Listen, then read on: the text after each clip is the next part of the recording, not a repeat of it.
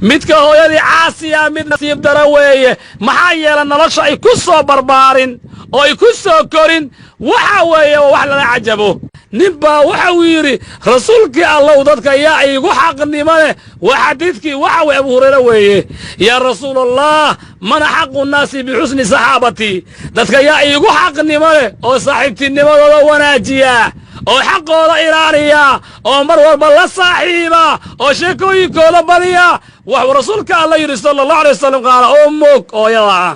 hooyadaa weeye humma man rasuulka allow yaa ku xiga ayuu waxa weeye saxaabigii weydiiyey qaala ummuk hooyadaa waa markii labaad weeye markii saddexaadna waxuu rasuulka alla yidhi hooyadaa markii afaraad uu yidhi sala allahu alay wasalam qaala abuuk aabbaha haye marka waxa weeye in sidaa loo ilaaliyo oo qalbigeeda la dhowro oo jismigeeda la tirtiro oo nolosheeda mar walba farxad loo abuuro oo mar walba waxa weeye loo sheekeeyo nolosha ayaa ku wanaagsanaan waalidiinta in loo noqdaa baari waa wax ambiyada ilaahay lagu ammaanayey rabbi jalla wacalaa waxuu ka sheekeeyey nabiyullaahi yaxye rabbi casa wajalla waxuu yidhi wa baran biwaalidayhi walam yakun jabbaaran casiya haye labada waalid waxa uu ahaa mid baari ah mid jabbaar ah oo caasi waalidayn ah ma uusan ahayn haye marka maxaa la rabaa axadku inuu dadaalo oo waxa weeye labada waalid ilaaliyo allah subxaanahu wa tacaala sidoo kale markuu ka warramayey nebiyullaahi ciisa rabbi jalla wacalaa muxuu yidhi wa baran biwaalidatii walam yajcalnii jabbaaran shaqiya rabbi jalla wacalaa ku ammaanaya ammaan weeye in loo noqdaa waalidiinta baari rabbi jalla wacalaa ku ammaanaya inuu yahay waxa weeye isagu mid baari ah